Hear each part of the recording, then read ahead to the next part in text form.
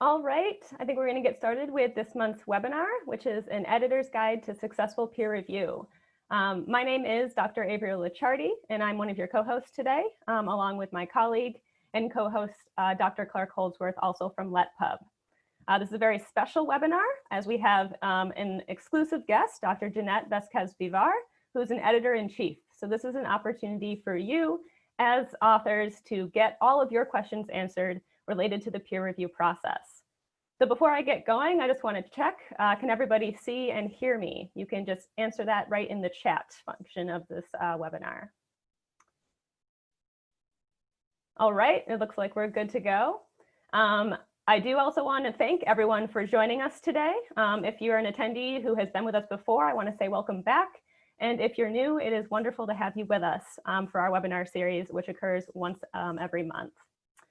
I do also want to highlight the platform that we're using for our webinar today, which is Zoom. There are two functions that I want you to be aware of. The first of which is the chat, which I see that many of you have found this morning. This is something that you can use as attendees to chat with each other throughout the webinar today. If there's also any sort of issue with audio or sound, my co-host Clark is going to be monitoring the chat, so just feel free to let him know any of those technical issues within the chat.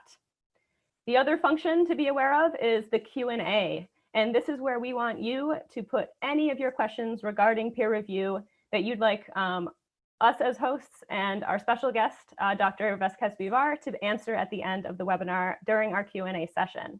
So again, if you have questions related to the content of today's webinar, please put them into that Q&A function. Importantly, if you see that a fellow attendee has already asked a question that you'd like an answer to, you do not need to rewrite that question. All you need to do is simply upvote that question.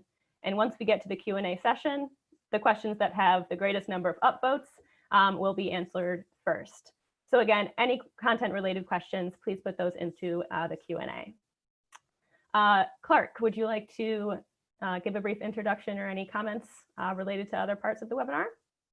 Yeah, absolutely, Avi. Good morning, everybody, or afternoon or evening. I know we have people from all over. It looks like our attendance today is excellent. We're creeping up on 400 total participants, so I suspect a good Q&A.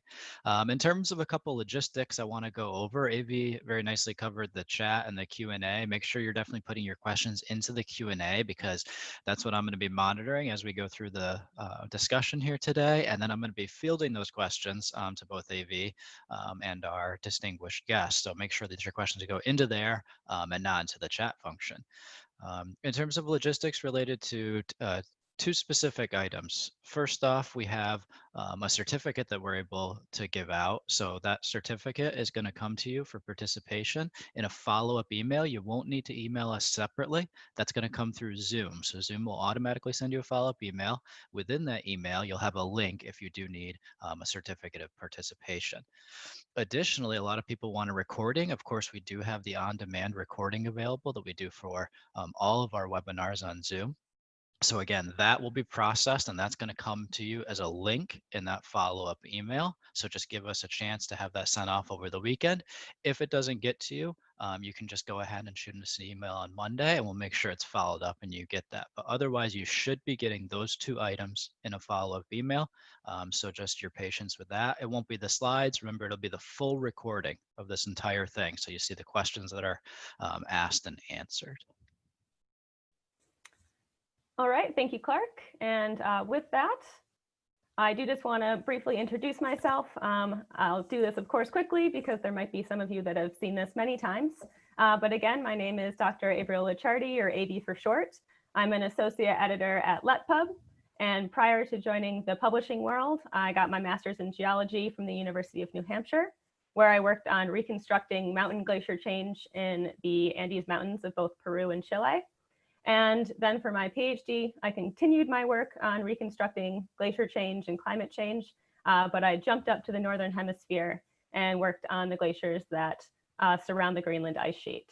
After getting my PhD in the geological sciences at the University of Buffalo, I then joined the great team here at LetPub and have now gotten to get to know scholars from all around the world, just like all of you that are listening in today. And then that's me. So I'm Dr. Clark Holdsworth, a Research Communications Manager at LetPub. If you're joining us recurring in this webinar series, you've seen a lot of me. Today, I'm mostly going to be in the background. I want to give most of the opportunity to our guest speaker, who Hindawi, our sponsor, has graciously connected us with. But briefly, prior to my time as the Research Communications Manager at LetPub, I earned a doctorate in physiology from Kansas State University. I was at the College of Veterinary Medicine there, where I studied the O2 transients from ambient air all the way down to muscle myoglobin, particularly in states of dysfunction like chronic congestive heart failure, which we developed a few models for. And that's it for me, AV. All right. Jeanette, if you'd like to come on board with your audio and video and give us an introduction of who you are for our attendees, that would be great. Good morning, everyone. Thank you, Ariel. I'm Jeannette Vasquez-Vivar. I'm in the Medical College of Wisconsin. I am a professor of biophysics, and my research background revolves around nitric oxide synthase and tetrahydrobiopterin. So early on in my career, I graduated from biochemistry from the University of Concepcion in Chile. I did my PhD in Sao Paulo, University of Sao Paulo in Brazil. And that connects me to Milwaukee since I developed expertise in electroparamagnetic resonance. And I have done quite a bit of work on that area. And also more recently, I have moved to examine the role of brain injury, fetal brain injury in motor dysfunction, particularly focused on the role of nitric oxide synthase and tetrahydrobiopterin. That also is a cofactor for hydroxylases in the brain and important in the production of neurotransmitters. So I joined Hindawi, specifically oxidative medicine, cellular longevity, about 5 years ago as a reviewer, and since then I was asked to help with the journal in a quality of editor-in-chief. I'm happy to be here and to answer the question the best I can. So Hindawi is one of the largest open access publisher that offers a portfolio of peer review journals across a wide range of scientific subjects and medical disciplines. It has over 220 open access journals that ensures full access to everyone to new data that is published across biological science, medicine, physical science, social science, education, mathematics, engineering, computer science. So you can see that there is a breadth of science in the journal. Hindawi reports their acceptance rates, the times of decision, and other important metrics that might be important to consider in their webpage. Hindawi journals add indexes in databases like a Web of Science, Scopus, PubMed. So they are very easy to find, and this helps in the promotion of your science across major social media and communication networks that enhance the visibility of your articles and your science. So you can see here that in specifically in oxidative medicine cellular longevity, we have an acceptance rate of 48%. We have an impact factor of 507, which is great, and it's one of the highest in open science journals in this area of medicine. The journal hopes to be used as an important source of information and knowledge in several areas, including cancer, immunology, uh, cardiovascular literature and serves as a forum for everyone to bring new ideas, particularly related to what we know as a bench to bedside research and translation to clinical sciences. If you would like to know more about the journal, this is our link, and you can explore later. All right, well, Jeanette, thank you for the wonderful introduction to yourself, to Hindawi, and also for the journal that you work for. And it'll be wonderful to get your insight on the topic of the peer review process at the end of these few content slides that I've developed for us. So what I want to show the attendees today is we've put together some content slides here, kind of from two different points of view. So we want to discuss the peer review process from you as an author, so you submitting a manuscript to a journal, and the challenges that go into the peer review process and review as one component. So that would be the publication and peer review. And then we also want to talk about you as a reviewer, as a peer reviewer, and how you can increase quality in peer review within the community, but also within the reviews that you write for journals as well. Jeanette's going to have a lot of insight into both of these topics for you during our Q&A. So again, I really encourage all of our attendees to write any questions they have about either of these topics or anything related to the peer review process, and put those questions into the Q&A function. And again, if you see a question that you're interested in having an answer to, again, simply just upvote that question. So just to quickly review, if you're not super familiar with the journal review process as a whole, starting at the top left of the slide here, you as the author will write your manuscript and then submit it to a journal of your choice. That manuscript will then go to the journal editor, who will initially assess that manuscript. And this is the first point where your manuscript might be rejected or returned to you, or potentially transferred to a more suitable journal within that publisher's family. If your manuscript does continue on within the peer review process, the journal editor will identify reviewers. Sometimes you will have the chance to suggest possible reviewers for your manuscript. Once your manuscript is sent to those reviewers, there are various different modes of peer review. You may be somewhat familiar with some of these, like single blind and double blind. Those are often the most common, but there's quite a multitude that are emerging that we think you should be aware of, and I'll touch on those in a few moments. After your manuscript is peer reviewed, which can take as short as a week or so to a very long time, even up to a year sometimes, those reviews will be returned to that original journal editor, who will then assess those reviewer comments. And oftentimes this falls into a variety of categories, such as accepted with major revisions, accepted with minor revisions, or rejected. And it's very, very uncommon that your manuscript would be accepted with no revisions whatsoever. If your manuscript falls into one of those accepted categories, you'll have the opportunity to make revisions based on the reviewer's comments as well as the journal editor's comments. And if it's rejected, however, you will have to seek another journal. Again, it may also be transferred within that publisher's family. If all goes well, hopefully the revisions that you make will satisfy both the reviewers and the journal editors, and then your manuscript will ultimately be accepted and published.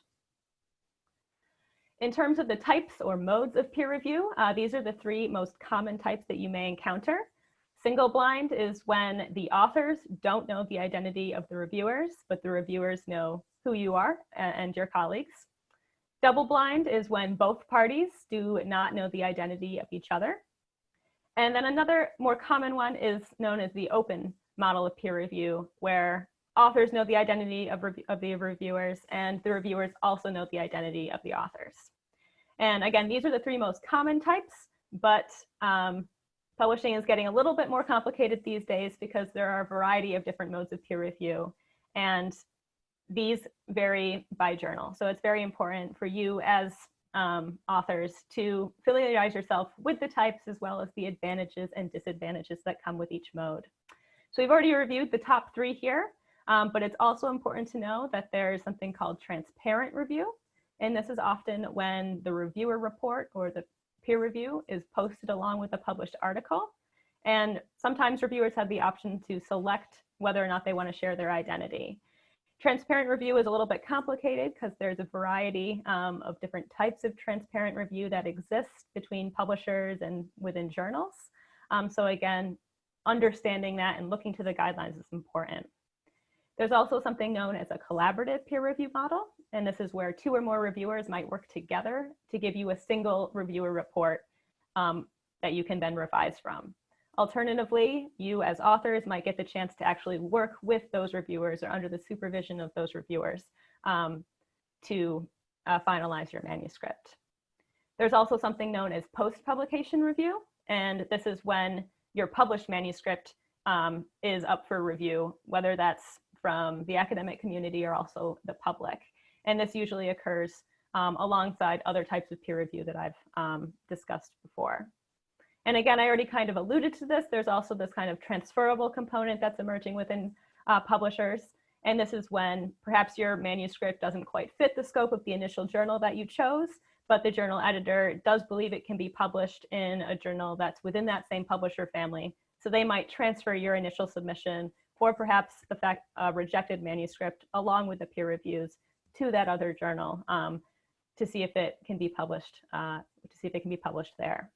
So again, all of these are different types of peer reviews to be aware of. And there are also pros and cons, which we can probably discuss during the Q&A, that you should also be thinking about as well. The other common questions that come for the author as going through the peer review process are why your manuscript is rejected. So I'm sure a lot of you that joined us today are really curious to pick Jeanette's brain and learn how to facilitate a smooth and easy peer review process. So right here we have kind of a top 10 list of common reasons for manuscript rejection.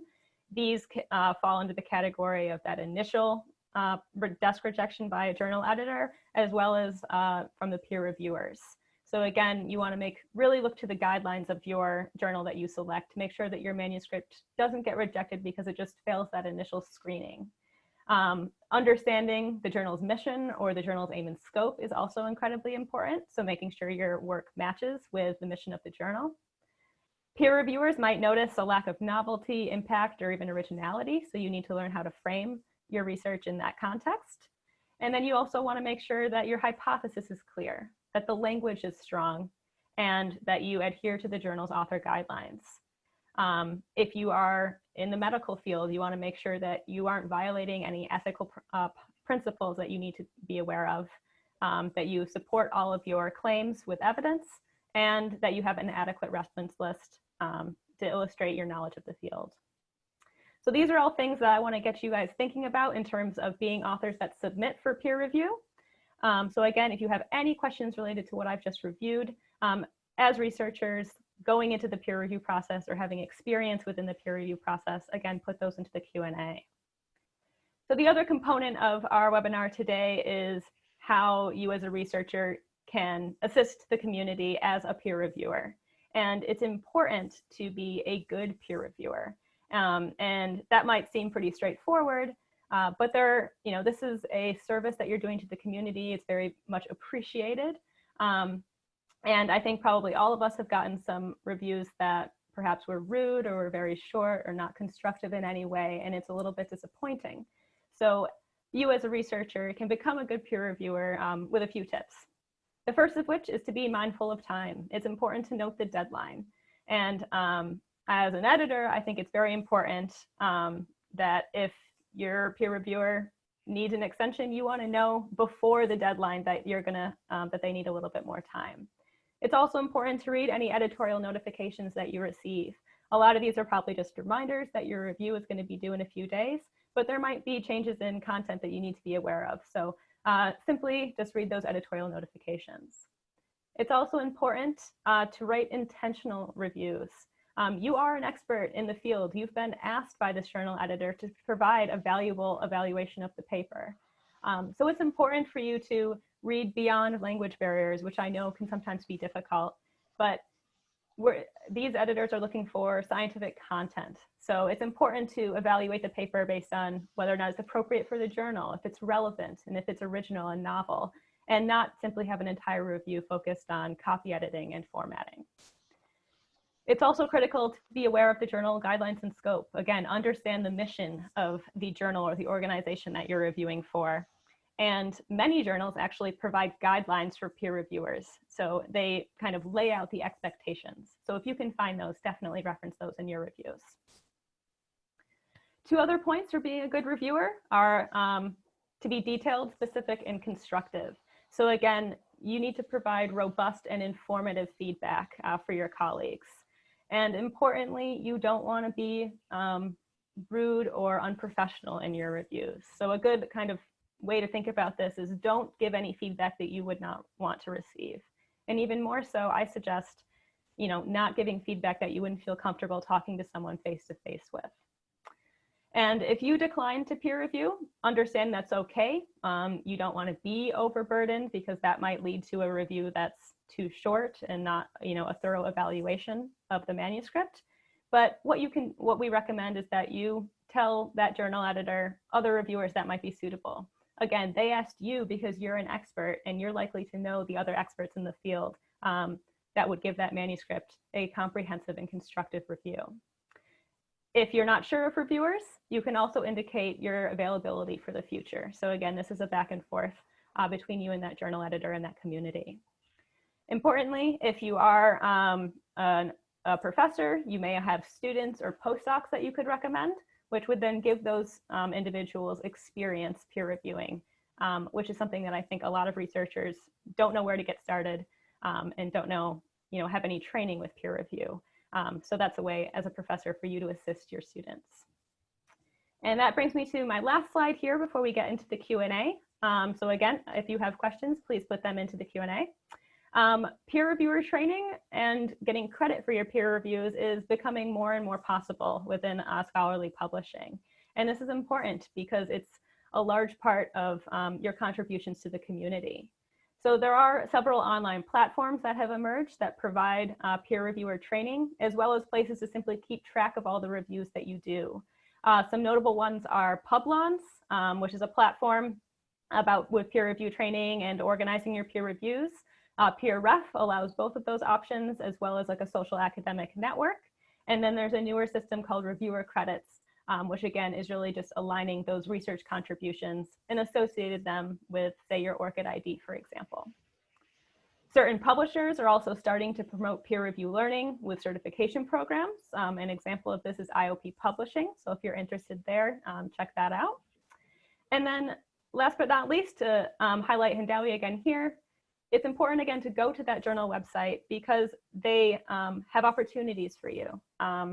There's applications to become peer reviewers through certain publishers, and Hindawi is one of these. So if you want to get your name out there and show that your availability to help out the community, again, look to see if there's applications that you can fill out. So with that, I think we want to jump right into our Q&A with our guest, Jeanette. And Clark, if you have some questions prepared from the attendees, that would be great. Yeah, that was excellent content. Thanks for prefacing our Q&A with that. And we do already have some questions. Anyone feel free to add to these as we go along. We do have a good number of people here. We peaked somewhere closer to 500 participants, so I expect several questions. The nice feature is the upvoting allows us to go with our best questions, our most interesting questions first. This one is perhaps the most general question we can cover, and it would be nice to have insight from both of you, but how do you choose the relevant journal based on your manuscript, whether that's manuscript type or scope, which can be, I think, a problem for people in their selection? What are things to look for when choosing which journal you want to go to? Because a lot of our users go to our journal selector tool. That's how they're exposed to our webinar here. You can see Hindawi's page. They lay out their journals side by side very nicely. You saw what Jeanette had for those criteria. Hindawi does a really good job of listing those for each one and allowing easy side-by-side comparison. But what should the author be thinking about when they make that final decision? Right, that is a great question. There are several factors. One is what type of research you're doing. What is your field? That is perhaps the most critical factor to consider. It also, you have to weigh out what impact your research has. If you have top-notch techniques, methods, a large, abundant amount of data, high impact results, you're going to try to choose a paper that is going to have a high visibility for your results.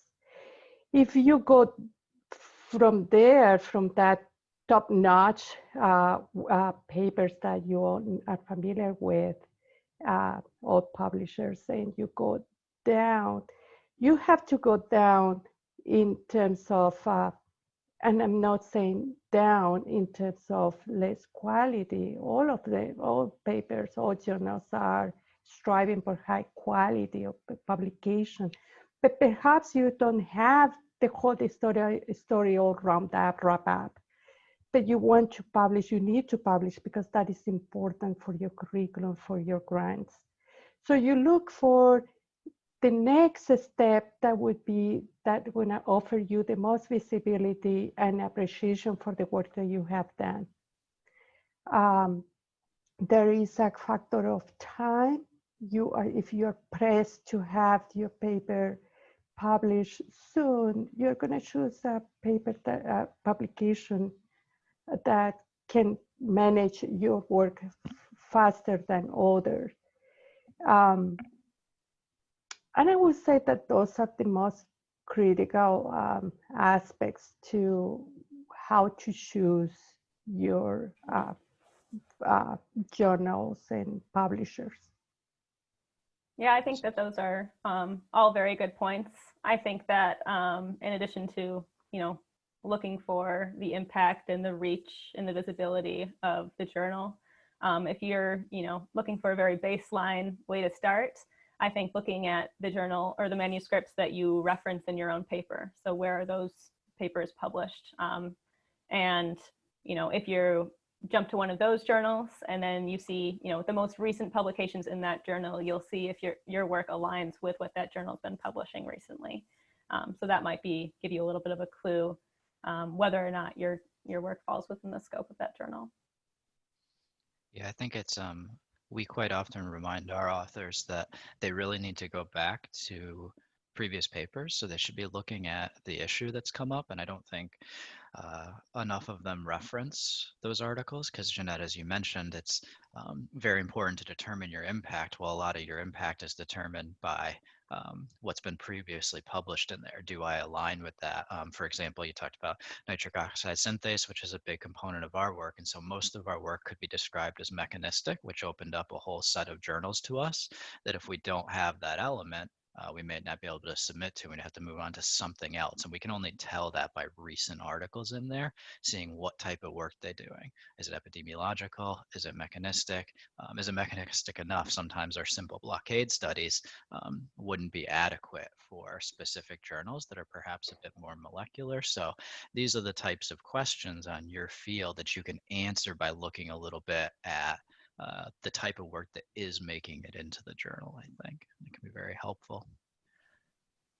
Well, thanks for that one. That was the most upvoted by far. I think that's a pretty common question. There's another one here that I'm very interested in as well. And this comes towards review articles when you talk about those different article types. And again, this is something that we see with our authors quite often. Our editor tries to give insight on whether it's only invited reviews, or it's not necessarily an invited review, but still it's just a matter of form to contact the editor ahead of time. So what would your opinion be? Is it necessary to contact the editor at the journal before you start the review article? Is it helpful? What should be sort of the rules or guidelines to follow for authors who may not have produced a review article yet when they're going into a journal submission? Right. So I think it's a good idea to contact an editor that could guide your work. It's going to save you time, and also it's going to make it much targeted. writing a review, it is a daunting task. A review is not just a collection of paper where you name them by time and discoveries, but the review, as April has mentioned before, it has to be intentional. You don't make a review to put a spotlight on a controversy in the literature. And why we haven't advanced to the next step, or what misconception exists about a field, and you want to correct that aspect of the research so we advance the field. So the writing a review implies that you are on top of the theme that you are discussing, that you understand all the implications, or to the best of your knowledge, right? And you are gonna add content and make people think, and perhaps even guide research for other groups. That is the intention of a review. So definitely, if you haven't written a review before, it's a good idea to get advice and perhaps even a pre-review of your work before submitting to publication and finding bad news. Yeah, I totally agree. I don't think I could have a better answer than the one that you just gave. I can only speak from my field, which is geology, and most of the reviews are solicited by the editors to the authors. So reviews that are drafted and then submitted without any discussion with the journal editor beforehand aren't nearly as successful. Excellent. Yeah, again, another one of those big ones that comes up all the time. And so it's nice to get it addressed here by an EIC.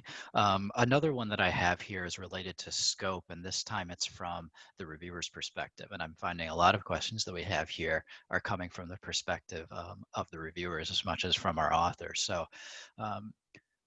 quite often you'll have a situation, I'm going to paraphrase this question, where you have the you get a paper and you think it's outside of the scope. What's the best way to deal with that as a reviewer? Because ideally that's something that's dealt with by the journal staff initially, by perhaps by an internal staff, or at least by the academic editor who's assigning it out, your associate editor. So what would you do as a reviewer? Do you go ahead with the review, or should you raise that as a concern before you accept it? Because that can be a little bit problematic if you're suggesting it's not part of the scope, but the journal editor has already accepted it for peer review. How would you deal with that, Jeanette?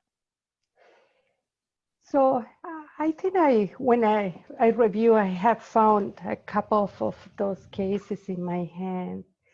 And I have to say that when you submit a work, what the reviewer sees first is your abstract. It's not seeing the whole work. And based on that abstract, you think that you evaluate yourself and your own knowledge, and you think that you can contribute to that work by reviewing it. And then when you go open up the work and it is something really different from what you had in mind. So that is what the case that when have passed through the academic editor and ends up in your hands, most of previous iteration have seen an abstract. So at that point, I think I feel uncomfortable reviewing something that I don't have expertise on. I think that I cannot contribute to that work. And because of my lack of expertise, I'm gonna try to connect with something that I know about. And if it's not described, it's not gonna be in my high hopes. So I would say that the right thing to do in that case is to justify why this is not within the scope and return it to the authors and to find a better evaluation of your work and appreciation. And readers, actually, if your work is going to pass through and it's going to be published in the wrong spot, you're not going to have the impact that you want to have with your work. Excellent. Okay, so I have several others here, and as I said, they're kind of mixed from the perspective of reviewers as well as authors. So I'm actually going to cover these two, and we can talk about them a bit. I'd be interested to hear both of your opinions. One question is, how do you get the referees to respond faster? So what is the journal doing to try to make that process as quickly as possible? It's nice to have someone from Hindawi because we know that they have a special concern for that. They try to be transparent, as Jeanette showed, with showing you statistics and being accountable for a certain timeline. Because the other question is, how long do I have to wait to hear from the journal? So what are we doing to make the process faster with referees, and what are sort of norms for an author when you are waiting for that response and maybe wondering, when should I reach out, this type of thing? Can we discuss sort of how we're progressing in that regard and what authors should be thinking about as they interact with the editor at the journal? Right. That is a constant concern and a difficulty, and is the front lines of developing the journal, right? How we move the content and get it published as soon as possible is all what we want. Maintaining quality of the work. And I would say that the bottleneck many times is to find good reviewers, appropriate reviewers. We are all in academia, we are all busy with our own work, and having time to review is not always easy. So I think that we are solving that problem by opening up a pool or where to find good reviewers. And as Avril mentioned, bringing new people and open up opportunities to everyone, so we all can work together as a community of publishers and trying to publish and be the readers of the science. So that is a big concern. We're trying to work on that in new platform. Is a more collaborative work. That definitely is one aspect. The second aspect I would say is on the hands of the author. If you write a good paper, if you write a clear abstract, it's easy to route your paper to the right hands and not get diverted and loose because it's ambiguous and you really don't know where it fits. So that is one super important aspect that I see for what I get into my hands. The second aspect is to have all the elements that Avril mentioned: a concise and clear hypothesis, good methods, well described, references. So you have to help your reviewer to do the job. You have to be clear and do a discussion that addresses what is new in your paper, right? It's not, discussion is not a repetition of things. So I think this is a shared responsibility. The author have to provide the best of their ability, clear science, and publishers are trying to do their work, trying to gather and speed up that process. So I think that we have been doing a good, there are good developments on that aspect. Things are moving along. There would be some hiccups sometimes, but overall, I think in the work, that is what we are striving for. Yeah, Jeanette, I think what you said is is a great term for it, a shared responsibility between all parties. I guess another point on that is, as a reviewer, I think it's probably very appreciated if you answer the request to review the paper promptly versus waiting 5 days to turn down the review, because then that causes the paper to be delayed 5 days when you could have responded within the first day of receiving that email. So you as a reviewer can also aid in a faster review process by giving an informed decision quickly to that journal editor. Yeah, those are excellent points. I particularly like mentioning that you can make it easier for the reviewer. So the first thing to think about is not necessarily the journals being slow, but is there something I could have done to make it faster? And Jeanette, as you pointed out, I think a lot of times a clear, higher quality manuscript, it's so easy to place. The editor knows, okay, like I've got a couple reviewers, I'm going to send it out. If they get a paper and it's unclear, like you said, the abstract is not concise, it doesn't clarify what the study is about, it may sit on their desk a little bit longer as they try to figure out who it should go to and this type of thing. So the better you do with your work, the likelihood is that it's going to go through the peer review process a little bit better. So keep in mind that you do have an impact on that as you prepare the manuscript. And I think that's a great way to help. But of course, the editor-in-chief, like they're working hard to make sure that this process is quick. And Hindawi, has those relatively short review times. And then you can look at that review time and you can start to think about, okay, it's past it. Should I reach out? And when you reach out, you think, what's their issue? What do they have a problem with? They might have trouble placing it. Perhaps I can recommend a reviewer or something like that, because that's quite often something that you do in the initial stage. So it's a collaborative process. And just like when I'm working with my co-author, they are going to give me back a draft faster if I do a better draft. So the better the work you do, the faster the process should be, I believe. So moving along here.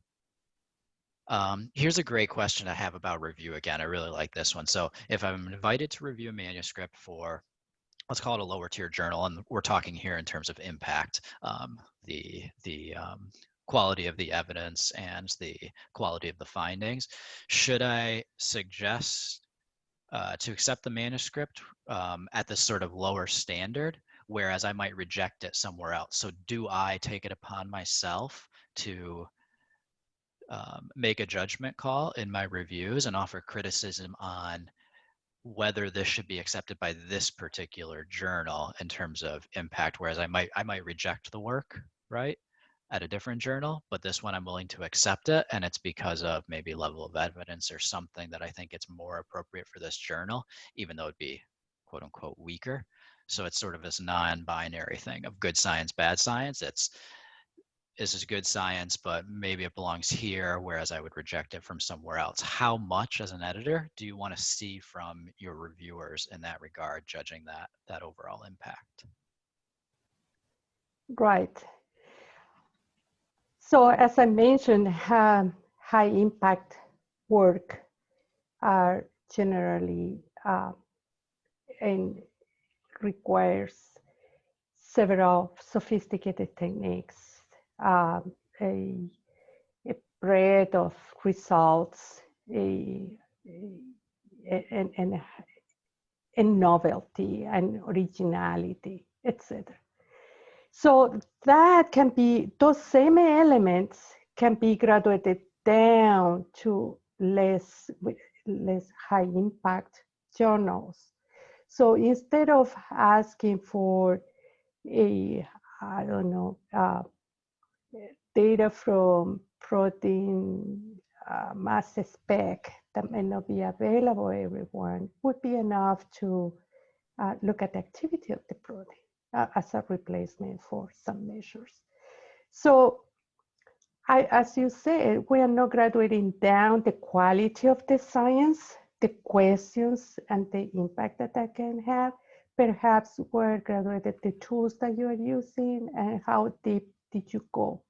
Did you generate a knockout, or did you use a commercially available animal, etc.? So I think that definitely if you're looking for a high science paper, you are going to reject several And most likely the papers that are go in rejection in high tier journals start walking the ladder down, or with less need for offering evidence and results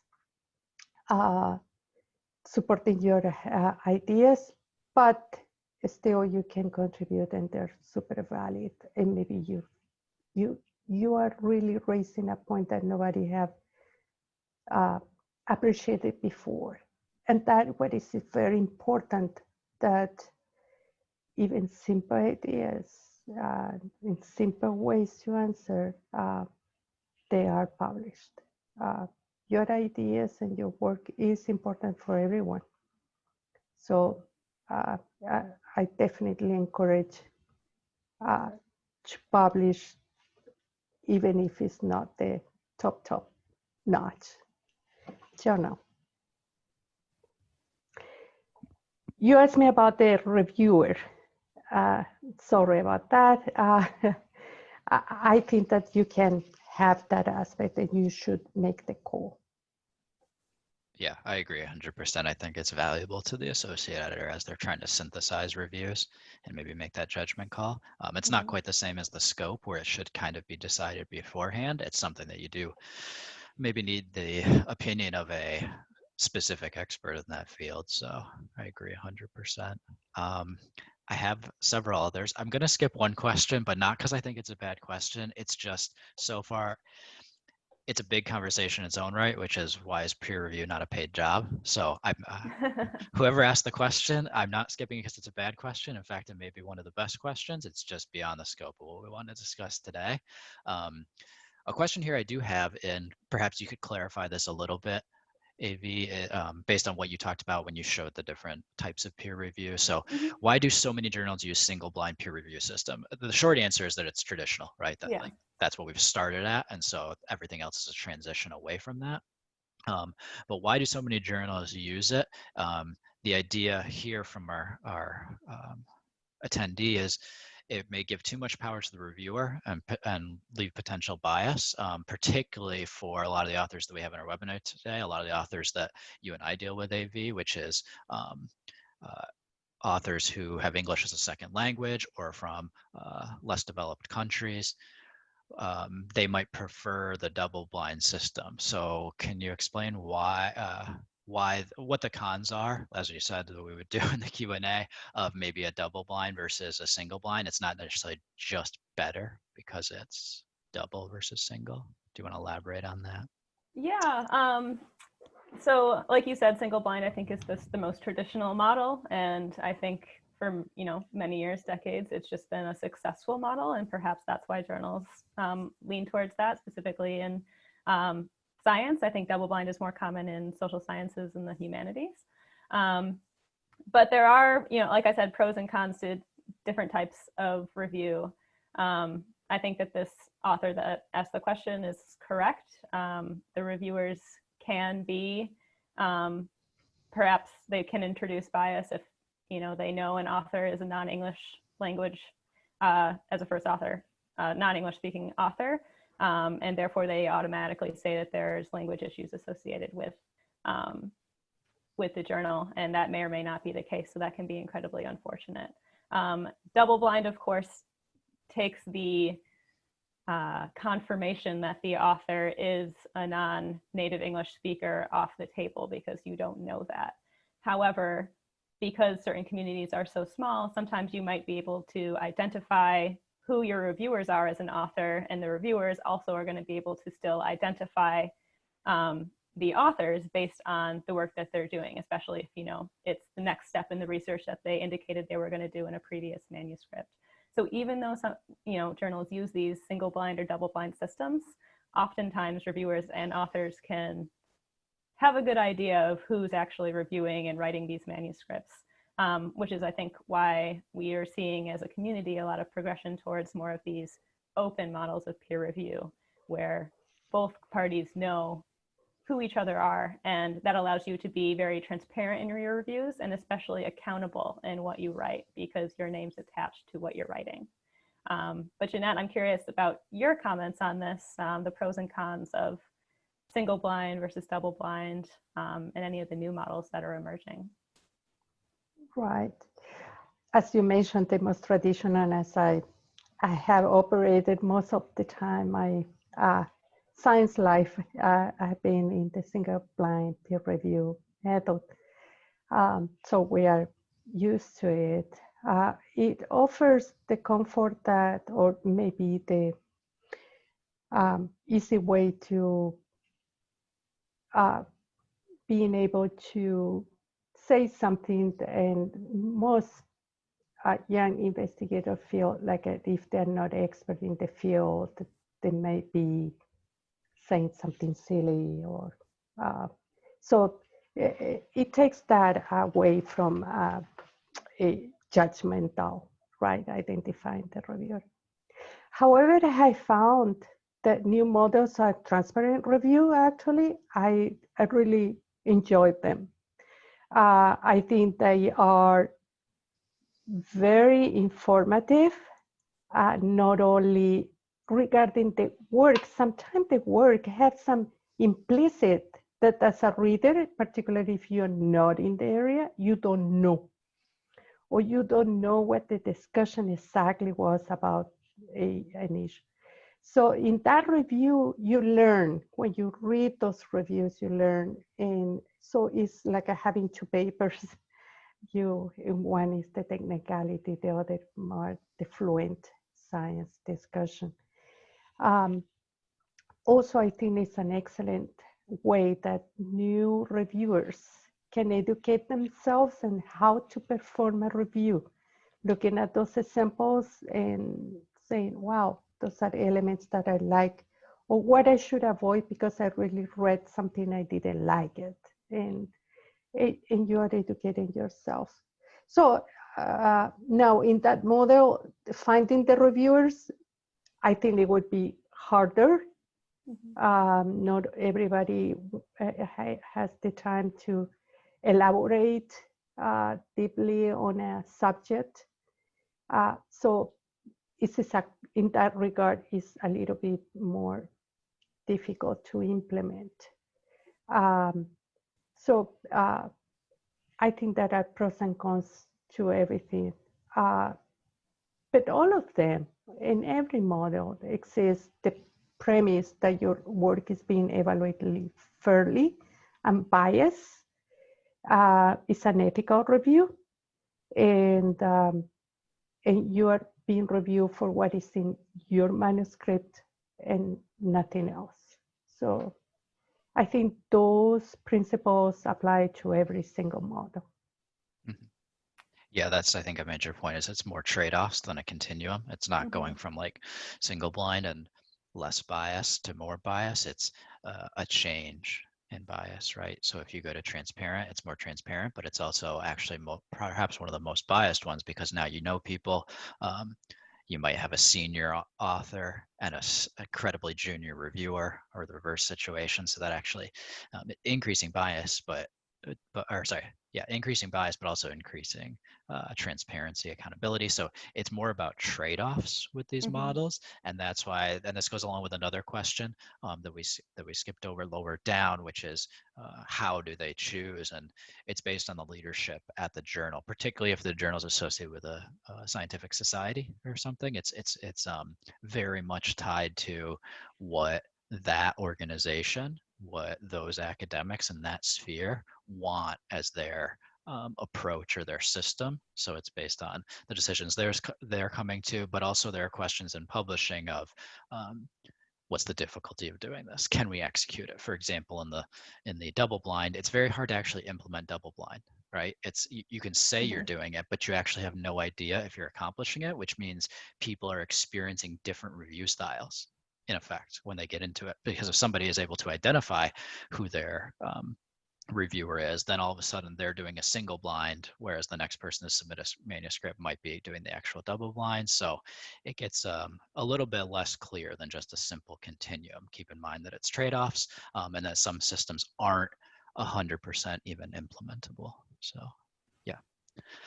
I have it. So this is a really good one. And I think we can each maybe give our one item for this. So what is the key to getting past the initial screening? So like sort of maybe the desk rejection or even a rejection from in the initial processing stage by like a manuscript coordinator at the publisher. So for me, the key is rigorously follow the guidelines, the author guidelines. They're provided by every journal in some form or another.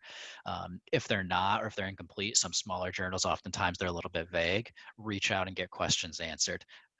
Everybody is a person with their own time restraints and their own biases. So make sure that if you do things perfectly for the organization you're sending the manuscript to, that gives you a much better chance of getting over that initial rejection. You still might get rejection because it's not within the scope, you chose a bad journal or something, but for me the big one is following journal guidelines.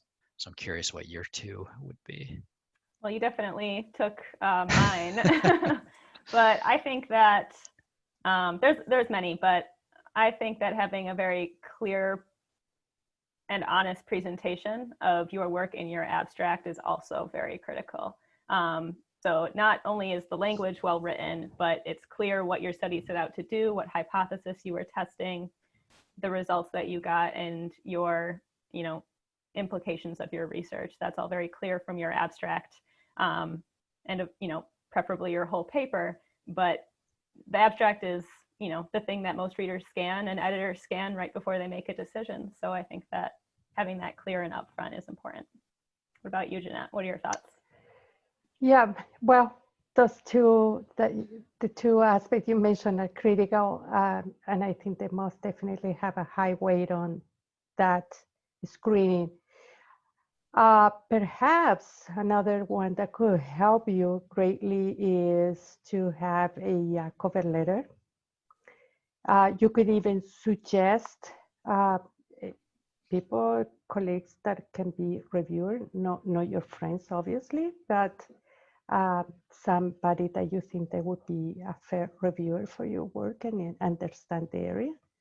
And again, explain why your work is important. It's hard to write a good cover letter, but do it and put it together with your package. It helps greatly. I think that's a great point. You can make the case for your research in the abstract and the conclusions of your paper, left and right, but the cover letter is another opportunity for you to really make that claim and support yourself and put your impact right out there, right in front of everything. So that's an excellent point. Okay, I'm gonna get to one last one because we're just a bit over our hour mark right now. One that I wanted to point out, I do have a question here that I'm going to answer somewhat quickly, just to revisit. So why does it take so long for an editor to invite a reviewer? What does the editor do with the manuscript? They're trying to send it to a reviewer. Keep in mind that reviewers can say yes or no because peer review is unpaid right now. So that's a big part of it. But also, as we mentioned, you play a big role in it. So it may be taking a long time, not just because they're having bad luck with reviewers, but because reviewers are maybe rejecting the paper because they just don't think it's worth reviewing because it's not clear enough and they don't want to bother. So if they see your paper and it's looks very readable, they may be more prone to say yes to your associate editor who's trying to get it reviewed. So help your editor by improving the quality of your manuscript when you submit. But they may just be having trouble running into reviewer problems, and that may be because of the field or variety of reasons. So just a quick revisit on that. The question I actually want to get to, this is very specific to you, Jeanette. I think you'll have a good answer for this. So when you have a paper that's rejected and you feel like there's something wrong with the process, not that you just disagree on opinion, but you feel like there's a flaw, perhaps the reviewer is not in your field and they're making statements that are clearly inaccurate, and they're not a mistake. It's just, it seems like it's beyond them, or you think that they're being unethical or unreasonable. What do you look for, Jeanette, in terms of when you're willing to accept an appeal? How does that process work for you? When should an author realistically feel like they're entitled to an appeal of that nature and perhaps going to a new reviewer or a new set of reviewers? Well, I will look in that case. I will look if the problem with the paper is a technical problem. They have used a wrong methodology. And then to me, that is an endpoint. There is no how to rescue something that is not well done well. Another aspect would be if there are some problem with reproducibility of your data. If you have provided all the information so anybody can reproduce your model, and you haven't used any strange cell type, or you haven't provided a validation of your primary cells, etc. Those type of points where there is a problem with the rigor and reproducibility of your work also is a red flag. If none of those issues, and you don't have an ethical problem either, so you have procured all the assurance from your institution for animal and human research, if any of those are, I think that you should consider those criticisms, see how you can improve your manuscript, and appeal for a review. This is an open, that are not endpoints, right? And sometimes there are bad reviews. So I think that is possible, but you have to consider also the view why this was so bad, made bad impressions.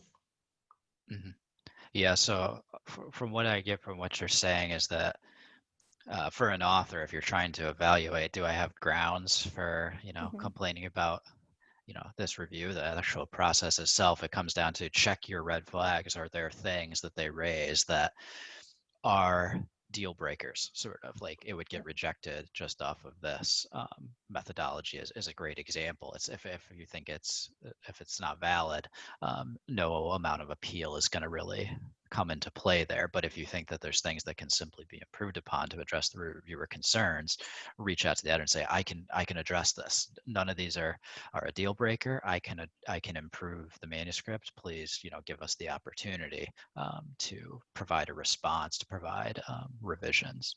Yeah, I think that's a great litmus test for answering that question for you. Okay, we have a lot more, but unfortunately I want to keep it in a format that's long enough that, particularly for the on-demand recording, if any of you watch this later or if you share it with someone else later, we want it to be in this sort of format. So I think we'll cap it there, AV. I'll let you handle the sign off and the thank yous, but do you mind if I say something real quick because it pertains to this Q&A session.